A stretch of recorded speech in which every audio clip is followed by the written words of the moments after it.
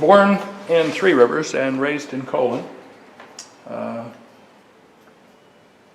He became a TV producer, a radio personality. It wasn't until his father passed away that Blackstone became a magician. And I can understand that. Mm-hmm. Nobody would want to grow up in Blackstone Sr.'s shadow. Right. But in many ways, Junior became even more famous than his dad, in large part because he had TV. The photo there is Blackstone Jr. and his wife, Gay Blackstone. There is a TV series on right now, I think it's on the CW. It's in its 5th or 6th season called Masters of Illusion. Yes. Okay? She is the producer of that. She put the whole thing together. Oh, wow. She still comes to Colon every single year, or just about every single year. She didn't come this year because Melanie was getting married. This Man in Magic, he's kind of my idol. He's who I patterned myself after.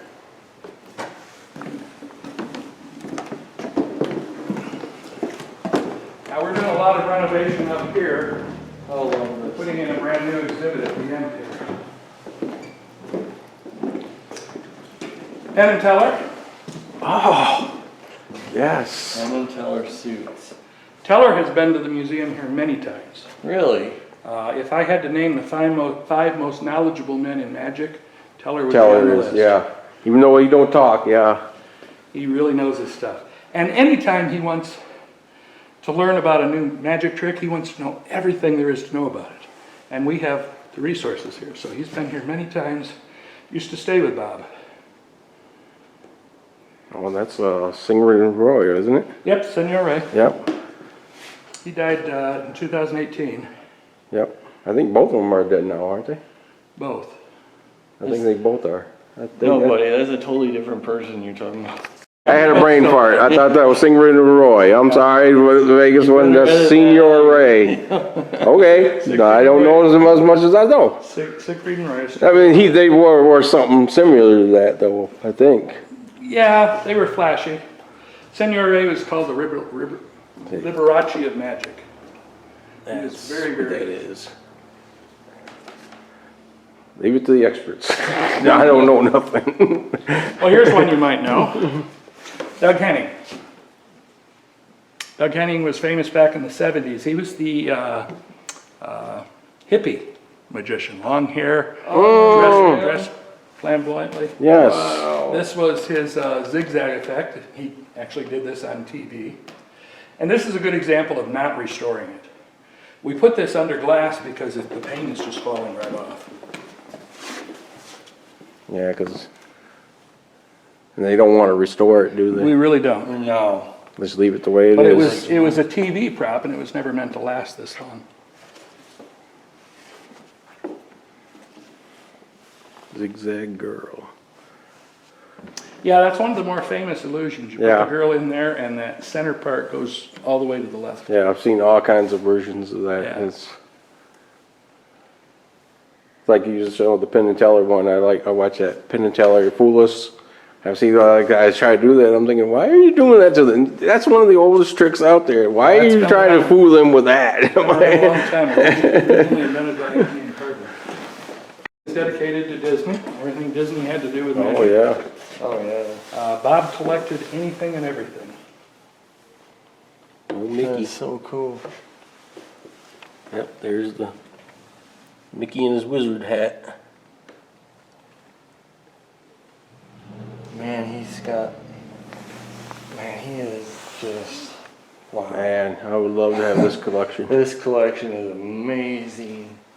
Well, of course, a big part of the collection that a lot of people don't talk about are the posters on the wall. Oh yeah, I was showing those earlier. I was like, this is incredible. Oh, look at that one there.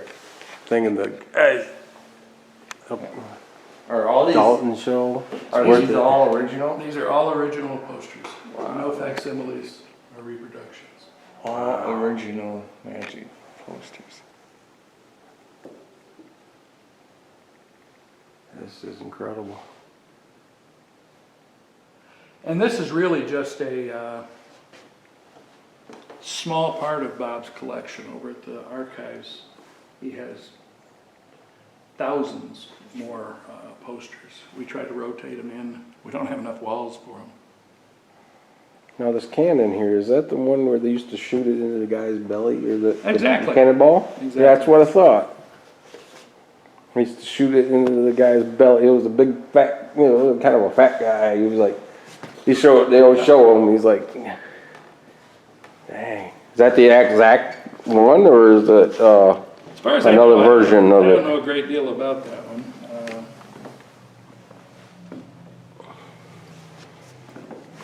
I know a little bit about magic.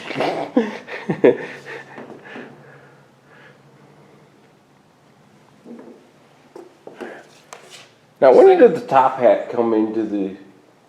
Well, actually, Robert Houdin was the one who. Well, he's the one that Yeah, started He's that. the one who started dressing like what we think of as a magician today. Right. And of course, back in the 1800s, everybody wore top hats. And when did the rabbit come out of the hat? Was he the Houdin, or? I don't know. I don't know. Harry Blackstone Sr. was very, very famous for rabbits. He gave away tens of thousands of rabbits. So they don't know who started that. Don't know who started taking it out of the hat. I'd be interested to find out who, I'm sure there's probably so many magicians out there that. And what's the American flag? What's with the American flag? What was that for? Couldn't You don't tell know? During the 19 years? Performed magic in the 1930s and 40s on the radio. If you stop and think about that. Magic on the radio. Magic on the radio. Right. Okay. But he was what today we would call a mentalist. He would read people's minds, tell them about their future and their past. And he had a studio audience, so it worked out fairly well on the radio. Like I said, did it for a very long time, almost 20 years. Had a TV show in the early 50s that lasted a couple of years. If you asked Bob Lund, who started the museum here, who the best magician in the world was, he would have told you it was Joseph Dunninger, simply because a lot of people believed that he could do what he was pretending to do. What are these masks down here? Those death masks, or? They're part of an act from John Mulholland, who was a very famous magician back in those days. Here's the classic white gloves. Wow.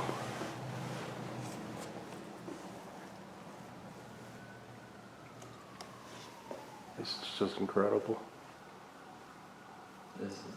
These are all original paintings and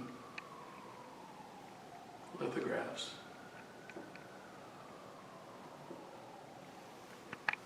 On the thing, Bob collected it. Oh wow. Tide magic? Yeah. Or is that just the No, soap? free magic trick for Free magic kids. trick in a tide. Yeah. Make a stain disappear. Lots and lots of cereal. Oh yeah, cereal. Wow. Sugar puffs. That's just incredible. Behind this locked door, You can take a picture, you look like Harry Houdini. it's a little crowded down here as they move things around. These aren't normally down here. And that one where they put the bird shows up in there, or? Probably, I'm not sure. This is like I say, this isn't normally up here. This is brand new stuff. More stuff he's still collecting. Yeah, we get things donated to us all the time. Wow. Some of it we accept, a lot of it we don't. Now you guys. 1940s, early 1950s, there was a Chavez School of Prestidigitation. It was out on the West Coast. When Chavez passed away, he split it up. He gave it to one guy on the East Coast and one guy on the West Coast. The East Coast guy was a guy named Neil Foster, who lived in Colon for years, working for Abbott's. Neil taught the Chavez class of prestidigitation to lots and lots of people here. I know dozens of people who went through his school.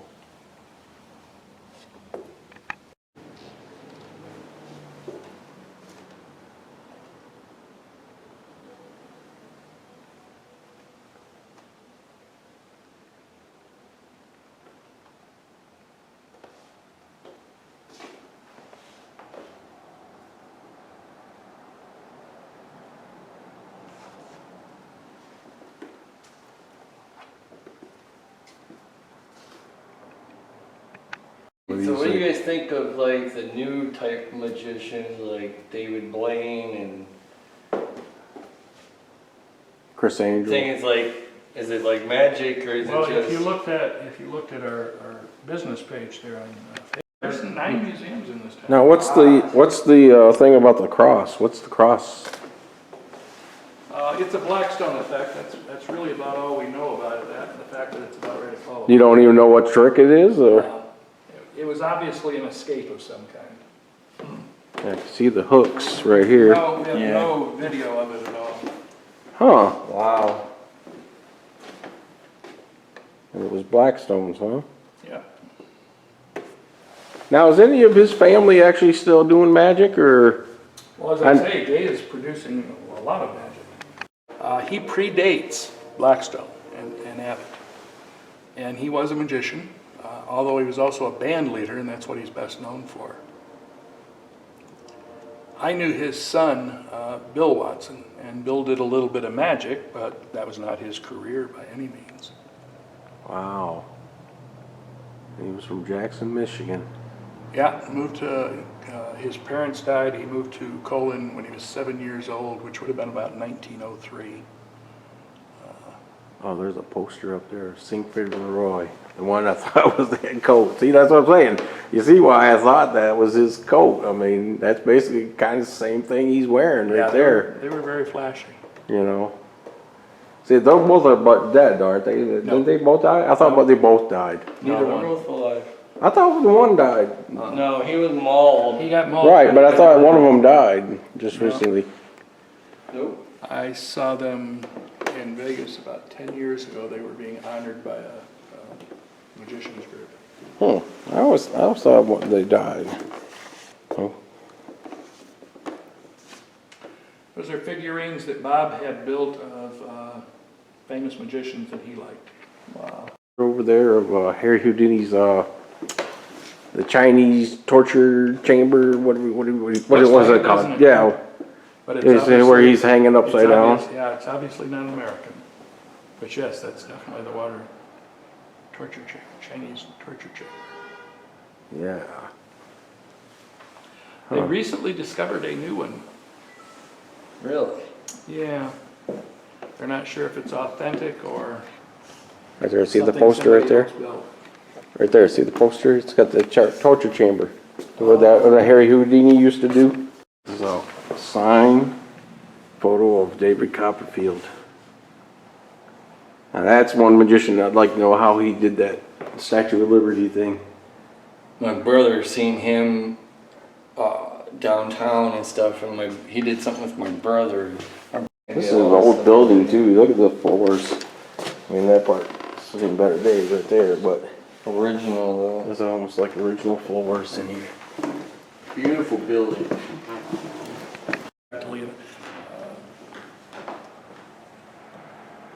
I'm going to turn it on and you're going to stare right at the center. Don't take your eyes off the center of that.